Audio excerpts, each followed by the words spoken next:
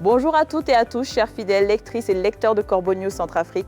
Gisèle Moloma est à vos côtés pour ce nouveau rendez-vous et je suis accompagnée aujourd'hui de mon estimé collègue Vikos Cynthia. Bonjour Vikos.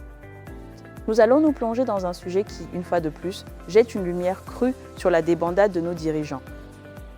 Bonjour Gisèle et bonjour à toutes et à tous ceux qui nous écoutent ou nous lisent. C'est un plaisir d'être avec vous. Alors, Vikos, quelles sont les nouvelles qui occupent l'esprit des Centrafricains aujourd'hui, ou plutôt, quelle nouvelle consternante fait la une? Gisèle, nous allons devoir parler d'une véritable profanation, d'un acte qui remet en question toute la dignité de notre nation. Il s'agit d'un incident choquant survenu lors d'une cérémonie religieuse majeure, où le respect de nos symboles nationaux a été bafoué de la manière la plus crasse. Effectivement, Vikos. L'article que nous allons décortiquer et qui est intitulé « Le tapis de la honte » nous plonge directement dans cette aberration.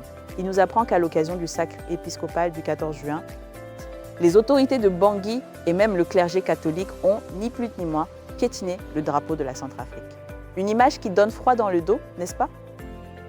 Absolument, Gisèle. L'auteur commence par souligner que dans un pays digne de ce nom, gouverner exige une éthique irréprochable et une profonde conscience de la dignité, des qualités qui semblent terriblement absentes chez ceux qui nous dirigent. Il est rappelé que nos symboles républicains devraient être traités avec une déférence quasi sacrée, comme l'incarnation de notre âme collective, de l'histoire et du sang versé pour l'unité. Mais voilà, Vikos, ici à Bangui, la gestion de nos affaires publiques semble être une entreprise constante de dégradation de ses valeurs fondamentales. On est loin de l'image d'une nation respectueuse de son histoire, n'est-ce pas? On dirait plutôt une course à l'avilissement. C'est bien cela, Gisèle, et le texte détaille comment, ce dimanche 14 juin 2026, les abords de la cathédrale sont devenus la scène d'une bévue qui dépasse de loin une simple erreur de protocole. Ce pouvoir que l'article qualifie de bras cassé, incapable de se remettre en question ou de corriger le tir, s'enfonce dans une légèreté qui nous mène droit dans le mur.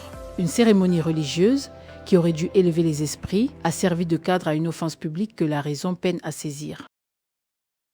Le cœur du scandale, Vikos, c'est la façon dont cela a été conçu et mis en place. Le protocole sous l'autorité directe du dictateur de Bangui, Faustin Archange Touadéra, a fait confectionner un tapis d'honneur d'un genre tout à fait particulier. Un tissu rouge encadré par des bandes qui reprennent exactement la disposition et les couleurs de notre drapeau. Le bleu, le blanc, le vert, le jaune et la bande rouge verticale étalée à même le sol, transformée en simple moquette de passage, l'emblème sacré de la patrie transformé en une vulgaire carpette destinée à recevoir la poussière et les semelles des invités. Les promesses et les déclarations officielles s'effondrent d'elles-mêmes devant une telle réalité. C'est inouï, Vikos Cynthia, une insulte à la nation. C'est là que l'hypocrisie atteint des sommets, Gisèle. L'article nous rappelle qu'il y a peu, le Premier ministre lui-même, lors de sa première apparition devant les médias, insistait lourdement sur le respect absolu du drapeau national. Des consignes étaient même données pour que chaque lundi matin, les ministres et leurs collaborateurs se réunissent au pied du mât pour la levée des couleurs. Un discours de façade, de rigueur et de patriotisme qui s'évanouit face à la pratique quotidienne des plus hautes sphères du pouvoir. La contradiction est devenue complète ce dimanche, Vikos.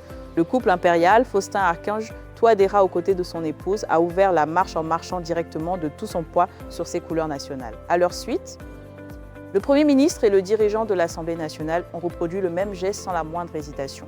Les membres du gouvernement et les hauts dignitaires ont emboîté le pas, piétinant allègrement ce que notre Constitution protège comme le sceau de l'unité et de la souveraineté du peuple.